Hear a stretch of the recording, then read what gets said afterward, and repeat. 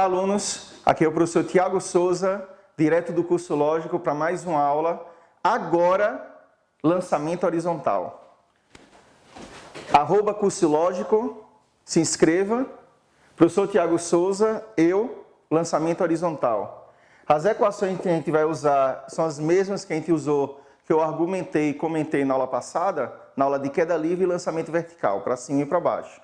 A gente vai usar as mesmas equações, sem acrescentar nada, a não ser análise vetorial. Observem vocês, começando o lançamento horizontal. Se o lançamento é horizontal, significa que eu vou, por exemplo, jogar o objeto de cima da mesa, mas pode ser um arco e flecha. No arco e flecha, como a flecha está orientada na direção horizontal, enquanto ela estiver em contato com o elástico do arco, ela só vai ter o Vx, assim como o que ocorre aqui em cima da mesa. Só tem um Vx, portanto, vamos acrescentar aqui o vetor velocidade Vx, Vx, Vx, Vx, enquanto está em cima da mesa. Não tem movimento na vertical. Por que não tem movimento na vertical? Porque nessa primeira bolinha eu vou explicitar as forças relacionadas, mas lembre que isso aqui é cinemática. Mas como você já tem um conhecimento básico de dinâmica, vamos discutir também a dinâmica relacionada. Tem uma força-peso, esse objeto tem massa, está submetido à ação da gravidade e tem uma força-peso. E equilibrando, porque ele está em contato com o solo, lembra, uma força de contato, se uma força de contato é uma força normal. Então, observe que essa normal, como a superfície horizontal, ela tem um módulo igual ao peso. Lembra, elas não são iguais, elas são iguais em módulo. Para dois vetores serem iguais, tem que ter mesma intensidade, mesma direção, mesmo sentido, que não é o caso.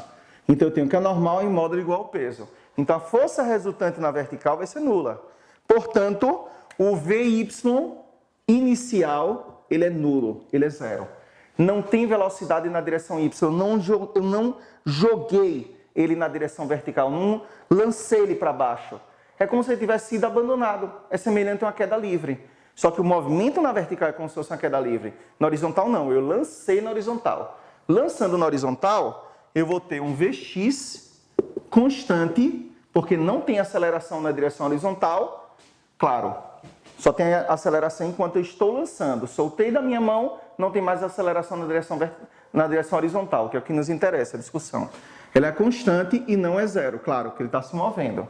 Observe que, como não tem aceleração na direção horizontal, então eu vou especificar aqui, na horizontal, implica que a aceleração na direção x ela é constante igual a zero. Então, a velocidade na direção x ela vai ser constante e não é zero, porque ele está em movimento na direção x.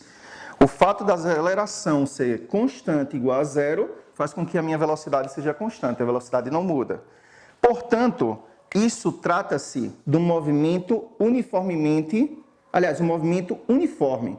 Não vou dizer que é retilíneo, porque quando abandonar a mesa, essa discussão agora, a trajetória vai ser parabólica, em relação a você que está observando do solo.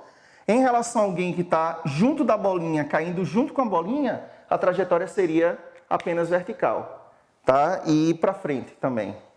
Só que para você é uma composição de movimentos, para você como observador externo, a cena, é uma composição de movimentos na horizontal e na vertical. Essa composição de movimentos vai me dar um movimento na horizontal, um movimento na vertical, onde o movimento na horizontal a velocidade é constante, a aceleração é nula, e na vertical, quando abandono a mesa, eu perco a normal. Perdendo a normal, sou submetido ao peso. Sendo submetido ao peso, ocorre uma aceleração. Que aceleração é essa? Na vertical.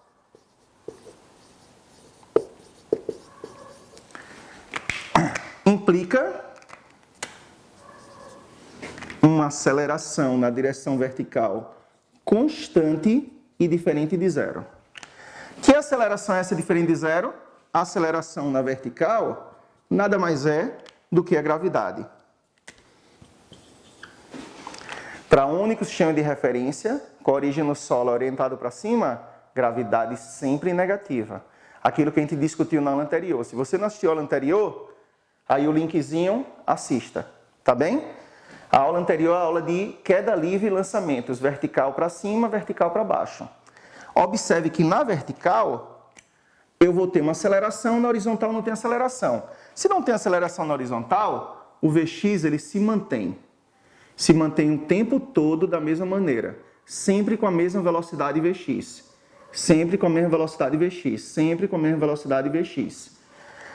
Porém, abandonou a mesa, ficou submetido à força-peso, ocorre um trabalho da força-peso que joga o objeto para cima, produzindo deslocamento, então vai ter um trabalho da força-peso, tem uma variação da energia cinética nessa direção vertical, logo o movimento de queda vai ser acelerado. Está sendo submetido à ação da gravidade e o Vy ele vai aumentar. Vai aumentar de tal maneira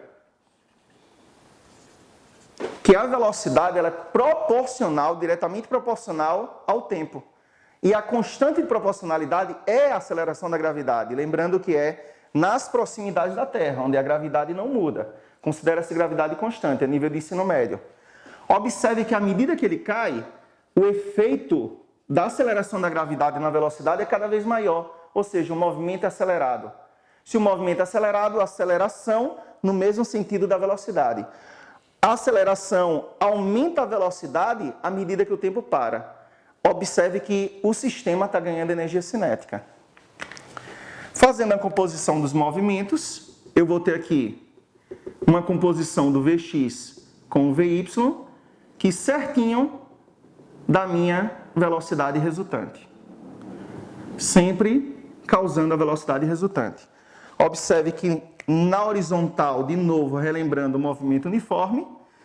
Se é um movimento uniforme e não tem aceleração, logo eu tenho que a equação que eu vou usar é somente a relação entre velocidade e espaço, com a velocidade constante. Velocidade igual a espaço sobre intervalo de tempo. Então eu tenho que ΔS vai ser velocidade vezes tempo. Para que serve essa equação? Para calcular o alcance. Por que o alcance? Porque a distância onde a bolinha vai colidir com o solo. Uma distância horizontal. Isso é o alcance. Eu calculo, pegando o intervalo de tempo de queda, não tem retorno, porque ele só cai, então intervalo de tempo de queda, vezes a velocidade na direção x. Então, eu vou ter um deslocamento também na direção x, que é o alcance que nos interessa para os cálculos de lançamento horizontal. Na vertical, eu vou usar a aceleração da gravidade. Se eu vou usar a aceleração da gravidade, eu tenho que usar equações que relacionem com a aceleração da gravidade. V igual a V0 mais a aceleração vezes o tempo. Lembrando que essa aceleração é a aceleração na direção vertical. Nada mais é do que a aceleração da gravidade já descrita aqui. Isso aqui é Vy, isso aqui é Vy. Serve, já vou mostrar, para calcular a velocidade resultante da partícula ao colidir com o solo. E eu também utilizo a equação da posição. S igual a S0, V0t. Observe que eu não vou usar o sorvete, porque está submetido sob uma aceleração, essa aceleração da gravidade. Então, eu vou ter que acrescentar o termo da aceleração, a t ao quadrado, sobre 2. Para que serve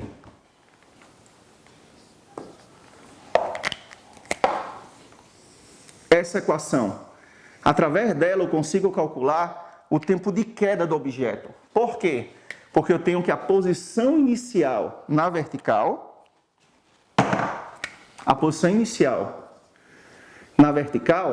ela não é zero. Ela é o tampão da mesa, ela é a altura onde se lança o objeto, ou na queda livre onde larga o objeto. Ou seja, é semelhante à queda livre. A altura final, colidindo com o solo, vai ser zero. No caso, eu estou considerando o solo. Altura final zero, altura inicial o tampo da mesa, ou a altura onde você lança o objeto. Então, isso aqui é na direção y, isso aqui é na direção y. Observe que a velocidade inicial em y, ela vai ser nula. Ela vai ser nula. Todo esse termo desaparece. Todo esse termo desaparece. Então, se eu tiver um tempo de queda, por exemplo, de 1,2 segundos, a velocidade Vy é só multiplicar pelo valor da gravidade. Se a gravidade for 10, 1,2 vezes 10 vai dar 12 metros por segundo. Para a velocidade do objeto na direção Y. Observemos que, sem esquecer de que, como eu argumentei anteriormente, que é semelhante a uma queda livre, observemos que, à medida que eu lanço o objeto horizontalmente, assim que ele abandona a mesa, se eu largar essa bolinha vermelha, ao mesmo tempo que essa bolinha preta, ela se liberta da normal, ou seja, abandona a mesa, passa a ter um movimento na vertical, observe que coisa interessantíssima. À medida que a aceleração da gravidade atua nesse corpo, tem uma gravidade atuando aqui, tem uma gravidade atuando aqui, a gravidade, o vetor gravidade, ele é constante, ele também atua de maneira constante nessa bolinha. Percebam que a distância, ela não é constante, a distância vertical. A cada segundo que passa, a relação entre altura, posição e intervalo de tempo nada mais é do que uma função quadrática, o θ ao quadrado.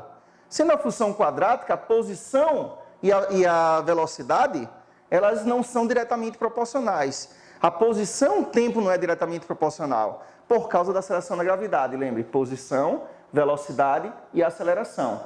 A velocidade muda a posição, a aceleração muda a velocidade, que está mudando a posição. É uma função quadrática, ou seja, o θ elevado ao quadrado. Percebam vocês que não é o mesmo espaço no mesmo tempo. Ele tem espaços maiores para o mesmo intervalo de tempo. Uma função quadrática, como eu comentei anteriormente. Veja que, na composição também, entre o Vy e o Vx, dos dois vetores, eu vou ter o meu vetor resultante, V resultante da partícula. V resultante da partícula. V resultante da partícula. Exatamente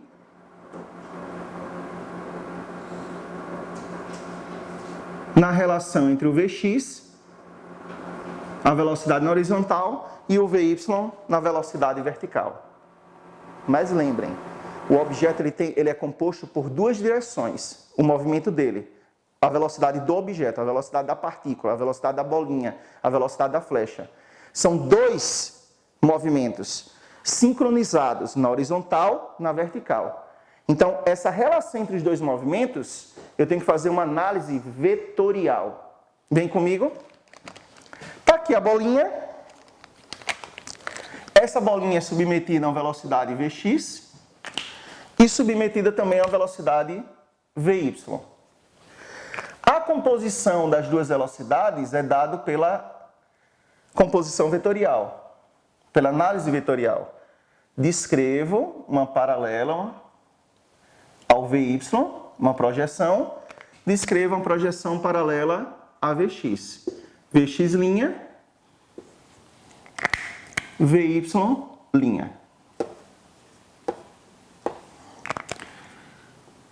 O vetor resultante entre dois vetores tem origem na origem dos vetores e extremidade na extremidade de suas projeções. Esse aqui vai ser o vetor resultante da bolinha, ou seja, é o Vr, a velocidade da partícula quando atinge o solo. O Vx é constante. Para encontrar o Vy, basta utilizar V igual a V0 mais AT. Lembrando que a velocidade inicial no lançamento horizontal ela é nula. Todo mundo ok? Beleza? Veja só. Isso me lembra o quê?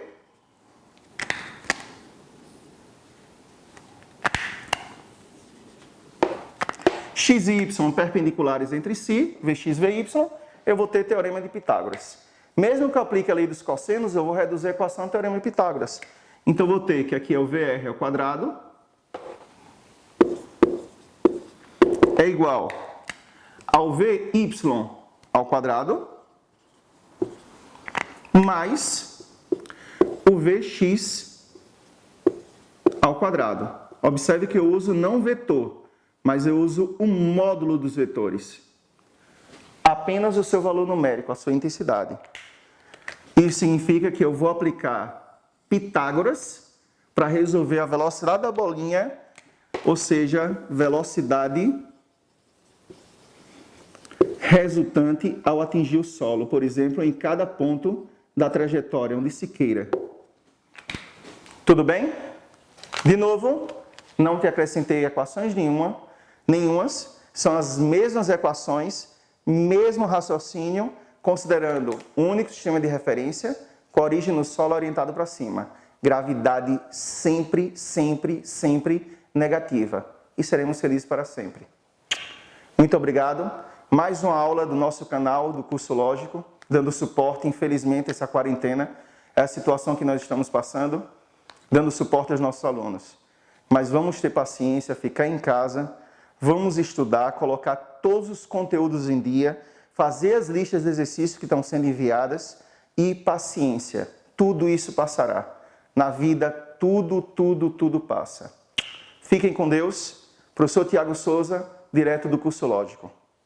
Até mais.